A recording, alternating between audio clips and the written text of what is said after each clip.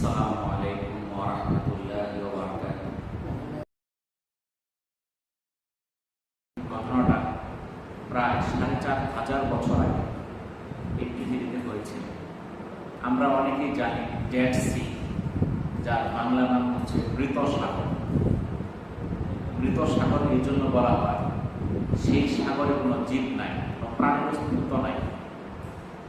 আমরা জানি নদী নালা খাল বিলের মধ্যে অনেক জীব থাকে, মাছ থাকে, সাপ থাকে, বিভিন্ন সামুদ্রিক প্রাণী থাকে, পোকামাকড় থাকে।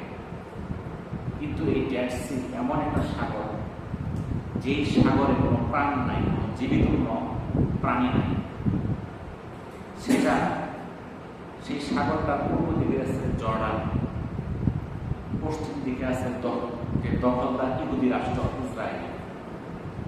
আসলে সেটা তো মুসলমানদের সম্পদ, মুসলমানদের ভূমি ফিলিস্তিন, আজ কার অধীনে আছে? ইসরায়েল। জর্ডান নদী পশ্চিম তীরে অবস্থিত। এই ডেড সি, এটা পানির স্তরটা ভূমধ্য সাগর, যে সাগরটা, সেই পানির যে লেভেল আছে, সেই লেভেল থেকে ৩৯৭ মিটার নিচে হচ্ছে এই সাগরের পৃষ্ঠদেশ। সাগরের তলদেশ প্রতি বছর শুধু বেড়ে যাচ্ছে, নিচের দিকে যাচ্ছে। কারণ এই স্থানে এমন একটা আল্লাহর গজব অবতীর্ণ হয়েছে, যেই গজবের কারণে একটা জাতি বিলুপ্ত হয়ে গেছে, ধ্বংস হয়ে গেছে। সেটার গজব এতই কঠিন ছিল, যার কারণে এখনো প্রতি বছর সেই জায়গাটা ১ ফুট করে নিচে যাচ্ছে। কিরকম সেই জায়গাটা? একটা গজবের জায়গা, যেটার দৈর্ঘ্য হচ্ছে ৬৮ কিলোমিটার, প্রস্থে আছে ১৮ কিলোমিটার। এটাই হচ্ছে পৃথিবীর সবচেয়ে গভীরতম স্থান। এই ডেড সির পানি সবচেয়ে বেশি লবণাক্ত। এত লবণাক্ত পানি পৃথিবীর আর কোথাও নাই। টোটাল পানির ৩৫% হচ্ছে লবণ। আপনি যদি ১০ কেজি পানি নেন, ওই ১০ কেজি পানি থেকে বের হবে ৩.৫ কেজি লবণ। এবং ওখানে আপনি লবণ এমনি আনতে পারবেন, লবণ উপরে আছে সাগরের মধ্যে। সেই পানির ঘনত্ব এতই বেশি, আপনি সাগরের মধ্যে শুয়ে থাকতে পারবেন, আপনি ডুববেন না। উপরে শুয়ে থাকবেন, আপনার সাঁতার কাটতেন না, ভাইসা থাকবেন। পানির ঘনত্ব এতই বেশি। আপনি দেখবেন যে ১ গ্লাস পানির মধ্যে যেটা ডিম ছেড়ে দেন, ডিমটাকে নিচে চলে যাবে। তো সেই পানির মধ্যে আপনি লবণ মিশান, ১-১.৫ মুঠ লবণ দিয়ে দেন, মিশায় পর ডিমটা ছাড়বেন, দেখবেন ডিমটা ডুবতেছে না, ডিমটা মিশা দিচ্ছে। ডিম কিন্তু পচা না, ডিম ভালো, কিন্তু এরপরে ভাইসে আছে। কিসের জন্য? লবণ দিয়ে পানিকে ঘন করে দিচ্ছে। তো সেই ডেড সির পানি এতই লবণাক্ত, যেখানে মানুষ পর্যন্ত ডুবে না। এতই তিক্ততা, এতই লবণাক্ত পানি, সেখানে কোনো জীবজন্তু থাকতে পারে না। সেই লবণ পানিতে মাছও থাকতে পারে। পবিত্র গ্রন্থ আল কোরআনে সেই ডেড সি, সেই মৃত সাগর বা লুত সাগরের উৎপত্তির ঐতিহাসিক পটভূমি বর্ণনা করা হয়েছে। মুসলিম জাতির পিতা হযরত ইব্রাহিম আলাইহিস সালাম বর্তমান ইরাকের অন্তর্গত প্রাচীন উপনগরীতে জন্মগ্রহণ করেছিলেন।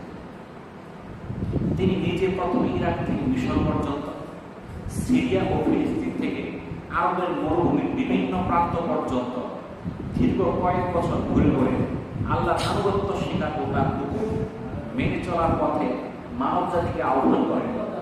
অতঃপর তিনি এই দাওয়াতের পয়গাম এবং আদর্শ প্রচারের জন্য ট্রান্স জর্ডান, যেখানে বর্তমানে ডেড সি, লুত সাগর নামে পরিচিত, এই এলাকাটিতে তার ভাতিজা হযরত লূত আলাইহিস সালামকে প্রেরণ করেন। হযরত ইব্রাহিম আলাইহিস সালামের ভাতিজা ছিল কারা? হযরত লূত আলাইহিস সালাম। ওই সময় একই সময়ে একাধিক নবীও বিভিন্ন স্থানে ছিলেন। ওই এলাকাটা বিশ্বের আর্থিক এবং প্রযুক্তিগতভাবে উন্নত ছিল। প্রযুক্তি এবং আর্থিক অবস্থা অনেক উন্নত ছিল, কিন্তু নীতি নৈতিকতা তারা ছিল অধঃপতিত একটা জাতি, সর্বনিকৃষ্ট একটা জাতি। তারা পুরুষের সমকামিতা করত।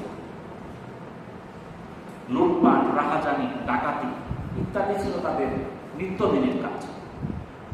তারা প্রকাশ্য দিবালোকে, মাঠে ময়দানে, বিভিন্ন জায়গায় তারা সমকামিতায় লিপ্ত হত। হযরত লূত আলাইহিস সালাম এই জাতিকে বিভিন্নভাবে এই মন্দ কাজ, এই অপকর্ম থেকে বিরত রাখার জন্য আপ্রাণ চেষ্টা করেন, কিন্তু কিছুতেই তিনি এটা তাদেরকে বোঝাতে পারলেন না এবং এই মন্দ কাজ থেকে বিরত রাখতে পারলেন না। সমকামিতা কি এটা জানেন আপনারা? সমকামিতা হচ্ছে এমন একটা জঘন্য কাজ যেখানে তারা পুরুষে বিয়েতে আবদ্ধ হয়, নারী আর নারী বিয়ে করে, এরকম অশ্লীল কাজে তারা জড়িয়ে পড়ে। তারা কিছুতেই হযরত লূত আলাইহিস সালামের কথা শুনে না, বরং উল্টোভাবে তার জাতি, সেই কওম লূত আলাইহিস সালামকে বহিষ্কারের সিদ্ধান্ত নেয়। হযরত লূত আলাইহিস সালাম এই ব্যাপারে আল্লাহ রাব্বুল আলামিনের কাছে দোয়া করলেন। আল্লাহ তাআলা তার দোয়া কবুল করলেন। লূত জাতিকে ধ্বংসের জন্য আল্লাহ তাআলা ফেরেশতা পাঠালেন। ফেরেশতারা লূত জাতিকে ধ্বংসের আগে প্রথমেই ফিলিস্তিনের হেব্রনে হযরত ইব্রাহিম আলাইহিস সালামের বাড়িতে গেলেন। ফেরেশতারা হযরত ইব্রাহিম আলাইহিস সালামকে তার দ্বিতীয় পুত্র হযরত ইসহাক আলাইহিস সালামের জন্মগ্রহণের সুসংবাদ শোনালেন এবং হযরত লূত আলাইহিস সালামের জাতির উপর আসন্ন গজবের দুঃসংবাদও শোনালেন। অর্থাৎ লূত আলাইহিস সালামের কওম লূত আলাইহিস সালামের কথা শুনতেছিল না, তারা সেই অশ্লীল কাজ চালাই যাচ্ছিল।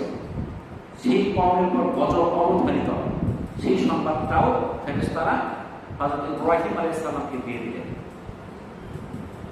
ফেরেশতাদের নিকট এই দুঃসংবাদ শুনে হযরত ইব্রাহিম আলাইহিস সালাম লূত জাতিকে ক্ষমা করার জন্য আল্লাহর কাছে দোয়া করলেন, কিন্তু মহান রব্বুল আলামিন এই লূত জাতির ধ্বংসের সিদ্ধান্তে অটল রইলেন, কারণ তাদের উপর বারবার সতর্কবাণী পাঠানো হয়েছে। হযরত লূত আলাইহিস সালাম সেই কওমকে বারবার সতর্ক করেছেন আল্লাহর নির্দেশে, কিন্তু তারা লূত আলাইহিস সালামের কথা শুনে নাই, আল্লাহর হুকুমকে তারা মানে নাই। সন্ধ্যার পর ফেরেশতারা ফিলিস্তিনের হেব্রন থেকে বের হয়ে লূত জাতির বসতিস্থল সাদুম এবং গুমারা নগরীদ্বয়ের দিকে অগ্রসর হলেন।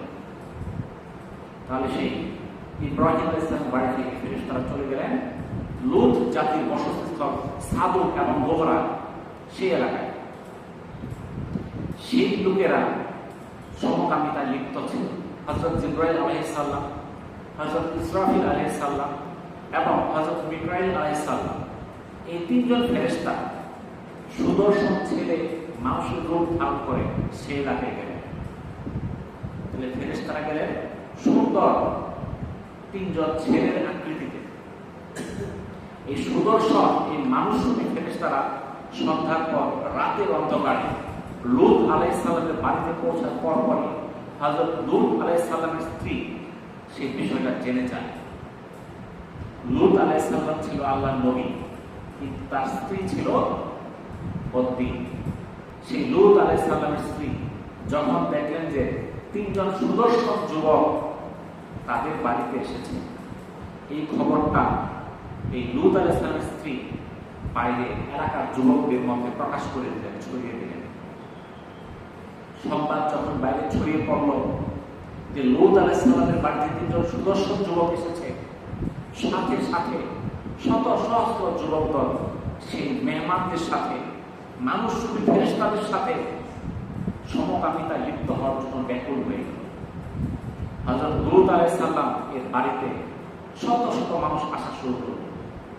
মেহমানদের ইজ্জত রক্ষার্থে হযরত লূত আলাইহিস সালাম তাদেরকে বারবার বোঝানোর চেষ্টা করতে থাকলেন, কিন্তু সেই চরিত্রহীন যুবকেরা কোনোভাবেই নবীর কথায় কর্ণপাত করল না। তারা তাদের কাজে অটল থাকল। তারা যে সিদ্ধান্ত নিয়ে এসেছে সেই সিদ্ধান্ত বাস্তবায়ন করার জন্য তারা চেষ্টা করতে থাকল। এরকম অসহায় পরিবেশে হযরত লূত আলাইহিস সালাম আল্লাহ তাআলার দরবারে এর সমাধানের জন্য দোয়া করলেন। এক পর্যায়ে লূত আলাইহিস সালামের কাছে ফেরেশতারা তাদের পরিচয় দিয়ে বলেন রাত কিছুটা থাকতে এবং ভোর হওয়ার আগেই লূত আলাইহিস সালাম যেন তার পরিবারের সদস্যদের নিয়ে এই এলাকা ছেড়ে চলে যায় এবং কেউ যেন পিছন ফিরে না তাকায়। যখন তিনজন যুবক এই লূত আলাইহিস সালামের কাছে আসছিল, লূত আলাইহিস সালাম কিন্তু জানতেন না এরা যে ফেরেশতা, কিন্তু তার বাড়িতে এসেছে, অতএব তার মেহমান। আল্লাহ তাআলার কাছে ব্যাকুল হয়ে গেলেন লূত আলাইহিস সালাম যে হে আল্লাহ, এই তিনজন মেহমান আমার কাছে এসেছে, এদের সঙ্গে তারা মন্দ আচরণ করতে চাইতেছে, আপনি এটা থেকে তাদেরকে হেফাজত করুন। তখন আল্লাহ তাআলা তাদের পরিচয় দিয়ে দিলেন, তোমার ভয়ের কিছু নাই, তারা তিনজন ফেরেশতা। রাত কিছুটা থাকতে ভোর হওয়ার আগেই তাদের পরিবারের সদস্য সহ সেই এলাকা ছেড়ে চলে যাওয়ার নির্দেশ দিলেন, কিন্তু শর্ত দিলেন পিছনে যেন কেউ না তাকায়। আরেকটা শর্ত ছিল, লূত আলাইহিস সালামের পরিবারের সদস্যরা যাবে, কিন্তু লূত আলাইহিস সালামের স্ত্রী তার সঙ্গে যেতে পারবে না, কারণ সেই মহিলাটিও মন্দ কাজ ঘটার জন্য সে চেষ্টা করছিল, খবর দিছিল। তো আল্লাহ তাআলার সিদ্ধান্ত যা সেটাই বাস্তবায়িত হবে। হযরত লূত আলাইহিস সালাম তার স্ত্রীকে রেখে যারা ঈমানদার ছিল, যারা লূত আলাইহিস সালামের দ্বীনকে গ্রহণ করেছিল, তাদেরকে নিয়ে তাদের এলাকা ছেড়ে তারা সিদ্ধান্ত নিয়ে রাত্রি দিন চলে যাবে। তো আল্লাহর হুকুমে এলাকা থেকে তারা যখন ছেড়ে যান, বের হওয়ার সাথে সাথে সেই এলাকায় ভূমিকম্প শুরু হয়। গর্ভ হতে পরিপক্ক মাটির স্তর অবিশ্রান্তভাবে দুশ্চরিত্র জনতার উপর বর্ষিত হতে থাকে। মাটি উপরের থেকে, নিচের থেকে মাটি উপরের দিকে উল্টিয়ে দেওয়া হলো। এক সময় প্রচন্ড ভূমিকম্প সাদুম, গুমরা ও আশেপাশের বিভিন্ন পাপিষ্ঠ নগরীর জনগণকে ভূগর্ভে মাটির সঙ্গে মিশিয়ে দেওয়া হলো। আর যে জায়গাটা বর্তমানে ডেড সি বা মৃত সাগর অথবা লুত সাগর নামে পরিচিত, যে স্থানটা বর্তমান বিজ্ঞানীরা গবেষণা করে দেখেছেন প্রায় ৪,৫০০ বছর আগে এই ডেড সিটা উৎপন্ন হয়েছিল। তো পবিত্র কোরআনে এই লুত জাতির ঘরবাড়ি এবং বস্তি জনপদ আকাশের তুলে উল্টিয়ে দেওয়া হয়েছিল, তাদের মাটির নিচে চাপা দেওয়া হয়েছিল। সেই নিদর্শন আমাদেরকে রেখে দেওয়া হয়েছে আমাদের শিক্ষা গ্রহণ করার জন্য। কারণ সেই লুত জাতির কওম সমকামিতার মতো জঘন্য কাজে লিপ্ত ছিল, আর এই সমকামিতার মতো জঘন্য কাজে লিপ্ত থাকার কারণে তাদের কওমকে সকলে পৃথিবী থেকে ধ্বংস করে দেওয়া হয়েছে, মিশিয়ে দেওয়া হয়েছে। আল্লাহ যদি ইচ্ছা করে, আল্লাহ যদি কোনো জাতিকে সমূলে ধ্বংস করতে চায়, সেই জাতিকে কেউ বাঁচিয়ে রাখতে পারে না। কয়েকদিন আগে আমেরিকার প্রেসিডেন্ট ট্রাম্প বলছিল সে পারস্য সভ্যতাকে মাটির সঙ্গে মিশিয়ে দিবে, ইরানকে মাটির সঙ্গে মিশিয়ে দিবে, সেখানে ইরান নামে কোনো দেশ থাকবে না। পারছে? এরকম হাজার ট্রাম্পেরও ক্ষমতা নাই সেই পারস্য সভ্যতাকে ধ্বংস করে দেওয়ার জন্য। তাহলে আল্লাহ তাআলা যদি কোনো জাতিকে ধ্বংস করে দেওয়ার ইচ্ছা করে, আর কারো প্রয়োজন নাই, আল্লাহ তাআলা কোন ফায়াকুনের মাধ্যমে হয়ে যাবে, কেউ ফেরাতে পারবে না। তো সেই লূত জাতি, সেই লূতের যে কওম যারা ছিল, আল্লাহর অবাধ্য হওয়ার কারণে, এই সমকামিতায় লিপ্ত হওয়ার কারণে তারা গজবে একদম ধ্বংস হয়ে গেছে। সেটা আমাদের সামনে চাক্ষুষ আমরা দেখতে পাইতেছি। আমরা এখনো সেই এলাকায় গেলে আমরা দেখতে পাই সেখানে কি অবস্থা। একটা জীব পর্যন্ত, একটা প্রাণী পর্যন্ত, মাছ পর্যন্ত সেখানে জন্মাতে পারে না। সেই লূত জাতি, সেই লূত আলাইহিস সালামের কওমেরা যে অপকর্ম করছিল, সেই অপকর্ম এখনো পৃথিবীতে একটা সম্প্রদায় ছড়াই দেওয়ার চেষ্টা করতেছে। যারা চায় সারা বিশ্বে সেই অপকর্ম আবার ছড়াই পড়ে, বিশেষ করে মুসলিম দেশগুলোতে যেন ছড়াই পড়ে, এই জন্য তারা অর্থ বিনিয়োগ, টাকা পয়সা তারা বিভিন্নভাবে সাপোর্ট দেয়। লূত আলাইহিস সালামের কওমকে ধ্বংস করে দিয়েছিলেন, তার প্রধান কারণ ছিল সমকামিতা। মহান আল্লাহ তাআলা সূরা আরাফের ৮১ এবং ৮২ নম্বর আয়াতে বলেন, আমি লূতকে প্রেরণ করেছি যখন সে স্বীয় সম্প্রদায়কে বলল, তোমরা কি এমন অশ্লীল কাজ করছো যা তোমাদের পূর্বে সারা বিশ্বের কেউ করেনি? তোমরা কামবশত পুরুষদের কাছে গমন করো নারীদের চেয়ে, বরং তোমরা সীমা লঙ্ঘন করো। অর্থাৎ এই লূত আলাইহিস সালামের কওম এই পৃথিবীর মধ্যে এই সমকামিতা শুরু করছে, এর আগে কোনো কওম এটা শুরু করে নাই। আর তারা এইটা শুরু করার কারণে তারা ধ্বংস হয়ে গেছে। কিন্তু আজকে আমরা কি দেখতেছি? এই কাজ আবার পৃথিবীতে শুরু হচ্ছে। সূরা আরাফের ৮০ নম্বর আয়াতে আল্লাহ তাআলা বলেন, আমি লূত আলাইহিস সালামকে প্রেরণ করেছি যখন সে স্বীয় সম্প্রদায়কে বলল, তোমরা কি এমন অশ্লীল কাজ করছো যা তোমাদের পূর্বে সারা বিশ্বে কেউ করেনি? রাসূলুল্লাহ সাল্লাল্লাহু আলাইহি সাল্লাম বলেন, আল্লাহ তাআলা ওই ব্যক্তির প্রতি দৃষ্টি দেবেন না যে কোনো সমকামিতায় লিপ্ত হয়, কোন নারীর সাথে পিছনের রাস্তায় মিলিত হয়। তিরমিজির হাদিস। আজ সেই সমকামিতা আমাদের বাংলাদেশ পর্যন্ত চলে এসেছে। আমরা দেখতেছি কয়েকদিন ধরে পত্র-পত্রিকায় ঢাকাতে শাহবাগ চত্বরে, ঢাকা বিশ্ববিদ্যালয় এলাকায়, সেখানে কিছু ব্যক্তি, কিছু লোক যারা প্রকাশ্যে সমকামিতার পক্ষে স্লোগান দিচ্ছে, তারা এই সমকামিতাকে বাংলাদেশে প্রতিষ্ঠিত করতে চায়। তারা বাংলাদেশের আইনকে তারা বৃদ্ধাঙ্গুলি দেখাচ্ছে। কারণ বাংলাদেশের আইনে ৩৭৭ ধারা অনুযায়ী এই সমকামিতা দণ্ডনীয় অপরাধ, এমনকি যা সর্বোচ্চ শাস্তি হচ্ছে যাবজ্জীবন কারাদণ্ড। এরপরেও তারা সেই আইনকে না মেনে তারা সেটা বাংলাদেশে প্রতিষ্ঠিত করতে চায়। সেখানে তারা জোড়ায় জোড়ায় থাকে। যারা খবর দেখেন, দুই ছেলে বলে এ আমার স্ত্রী, ওই আমার স্বামী, দুইজন ছেলে। আবার দুইজন মেয়ে বলে এ আমার স্বামী, এ আমার স্ত্রী। এরকম ঘটনা বেশি দূরে নাই, আমাদের জামালপুরে ঘটেছে। আপনারা হয়তো খবর অনেক দেখেছেন। এটা সারা বিশ্বের ইহুদি নাসারা তারা এই চক্রের সঙ্গে জড়িত। তারা এরকম ভাবে মোটিভেট করে যেন এই অপকর্মে মুসলমানরা জড়িয়ে পড়ে। এখন এই কাজগুলো সারা বিশ্বে প্রমোট করতেছে কারা? ইহুদি নাসারা। কিন্তু জড়িত হচ্ছে এখন মুসলমান। আমাদের দেশে যারা এই যে আন্দোলন করতেছে এই সমকামিতার জন্য, তারা কিন্তু ইহুদি খ্রিস্টান না, তারা আমাদের মতোই মুসলমান, আমাদের মতো কারো মুসলমানের সন্তান। আপনারা কি কেউ চাবেন আপনাদের সন্তান এই কাজে যাক? তো যারা যাচ্ছে তাদের বাবা মা কি নাই দুনিয়াতে? তাদের সন্তান যে এই অপকর্মে যাচ্ছে তারা দেখতেছে না। এটা আমাদের দেশে যে পারিবারিক একটা সামাজিক যে ব্যবস্থা, এটাকে ধ্বংসের পায়ে তারা আছে। আজকে বিশ্বের দেখেন অনেক উন্নত দেশ, তাদের মানুষ নাই, মানুষ দিন দিন কমে যাচ্ছে, মানুষ পাইতেছে না। তারা তাদের পুরস্কার, একটা সন্তান নিলে $এত এত টাকা পুরস্কার, তাও নেয় না, এই বিভিন্ন অপকর্মে জড়িয়ে থাকার কারণে। চীন, সেখানে এখন মানুষ কমতেছে। জাপানে মানুষ কমতেছে, তারা কাজের লোক পাইতেছে না, সব বৃদ্ধ লোক। এখন আর পোলাপান হয় না, তারা পোলাপানের ঝামেলা নিতে চায়। ইহুদি নাসারাদের সংখ্যা হ্রাস পাচ্ছে আর মুসলমানদের সংখ্যা বৃদ্ধি পাচ্ছে। আমাদের পারিবারিক ব্যবস্থা আছে, আমাদের পুত্র সন্তান আছে, ওরা চান আমরাও তাদের মতো হয়ে যায়, যেন মুসলমানের সংখ্যা বৃদ্ধি না পায়। তো আমাদের এই যে আমাদের দেশে এটা ছড়ায় যাচ্ছে, এখানে দেখা যাচ্ছে আমাদের সন্তান কেউ না কেউ ঢাকা ভার্সিটিতে পড়তেছে, আরো বড় বড় ভার্সিটিতে পড়তেছে।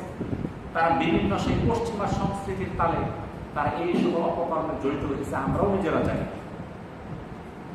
এখানে জড়িত হলে তাদেরকে তাদেরকে আর্থিক প্রণোদনা দেওয়া হয়, অনেক টাকার লোভ দেওয়া হয়, তাদের আর্থিক সমস্যা দূর হয়ে যায়। আবার কেউ আছে আমেরিকা যাবে, ইউরোপ যাবে, তারা দেখায় যে আমরা তো এগুলা কাজ করি, আমাদের দেশে করতে পারতেছে না।